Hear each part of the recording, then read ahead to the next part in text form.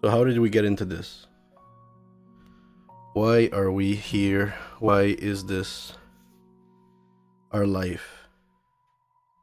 Right? So, started collecting Pokemon cards when I was 8, 9, 10 years old, or something like that.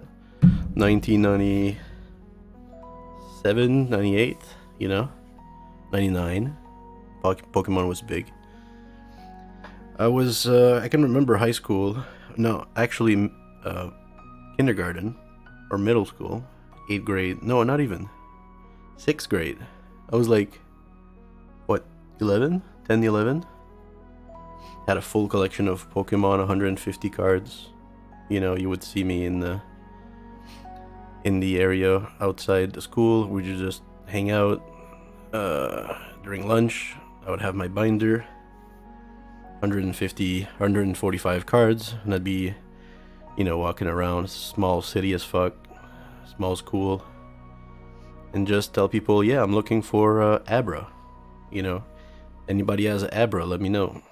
Ended up having about the 150, really. 26 foils.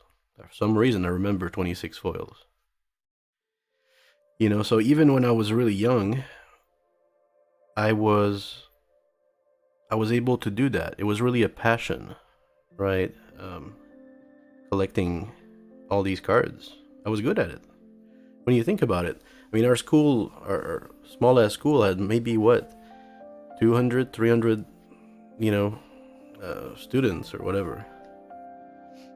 And I mean, 100 of us maybe knew what Pokemon cards were able to get some, get our parents to buy some. When I think about it and ponder back, I was quite good, dude, for someone who was 10 or 11 years old. I took care of my cards, I had a binder, and they never left my binder. I never played with them. And when I was 12 or 13, I gave them all away. I had a Charizard foil, Blastoise, Venusaur, all foil or something like that. Gave it all away to an after-school daycare program my mom ran. And then for the kids to play with, and then I think within a month most of them were gone, but I was cool with it. This was high school now, and it was time to move on to girls and just friends and just other things to do. So it was like that till I went to university, and then in university, a friend of mine, when at a call center job, and still like call center jobs, we used to. He had some Magic decks, and he was like, "You want to play Magic?" I was like, "I don't know how to play Magic. I don't know, what this is." He's like, "I'll show you." I was like, "Okay." It was pretty cool, It was Alara, 5-color, 5-color for an 8/8. That was pretty dope. 5-color for an angel. If I hit you, I can play anything I want. That's pretty cool. 5-color Progenitus. I was like, what the fuck? Protection from everything? What is that? You can't kill me with that. I'm gonna fucking wreck everything. So, made a deck. I remember then making a deck. 5-color, land base, trigger, landfall into Lotus Cobra, into this angel, into Progenitus, and I was playing that, with him, and did even Planeswalker. I had a Planeswalker deck back in 2010 or whatever the fuck.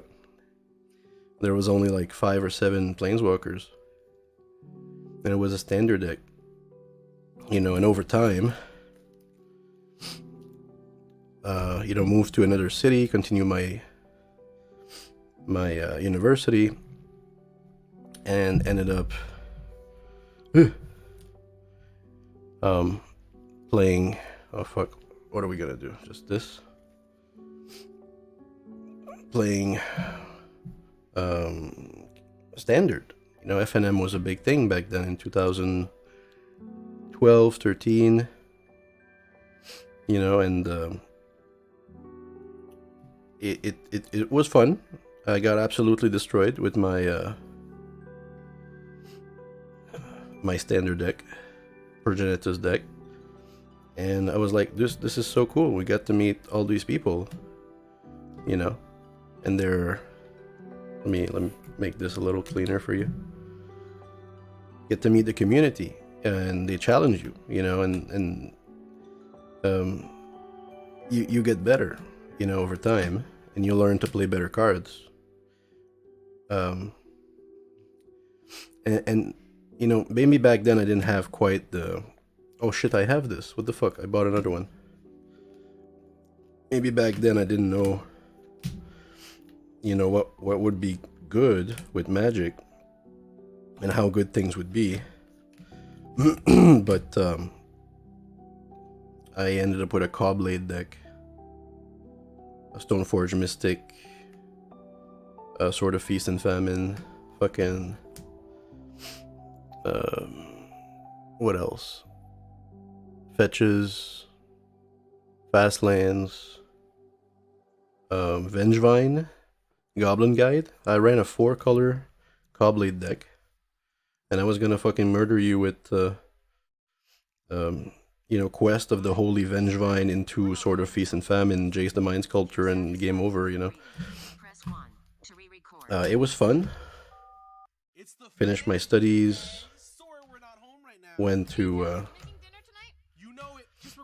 Montreal, had a Legacy deck, played some Legacy, but you know, I wanted to put my life in order really and just enjoy myself and find, you know, find a balance really. You know, living by myself was something that I needed to do, and went to Montreal and did all that. Sold all my Magic cards, sold my Cobblade deck, my Legacy deck, my Goblin deck, or whatever, red deck. Maybe I kept it. Kept some of it. And yeah, I was broke, you know, for quite some time, like a few years. Came back to teaching, made some cash, came back, but I didn't quite like it. Now I work from home. I'm a happy camper. Don't really need anything. And I mean, throughout time, you know, my point with all this is that I started with just playing with friends and then got into competitive Magic and played some Legacy, competitive, stuff like that. Wasn't a pro or anything, just playing competitive. And that got me into the good cards, right? And what I liked to collect.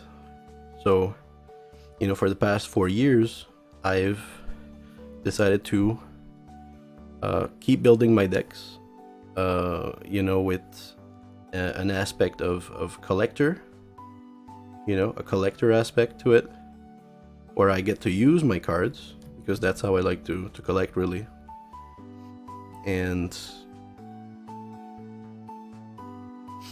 make, if you want, strong decks somewhat.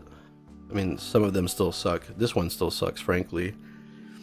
But at least I get to play with the badass fucking cards that, you know, I decide to buy. So the idea is you buy a good card at a low price, or a low price enough that you know is going to go up. And over time it does go up, right? This, like, you know, this collecting started, you know, more heavily about 5 years ago, and I paid about maybe $1,500 for a deck that's now worth $4,000, you know. So knowing, of course, knowing where the value could go, you know, having reserve list items, for example.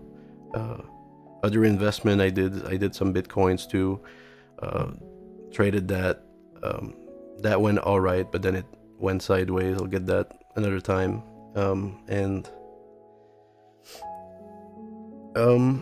Yeah, so I mean, in terms of why I'm collecting things like I am, maybe that explains it a little bit.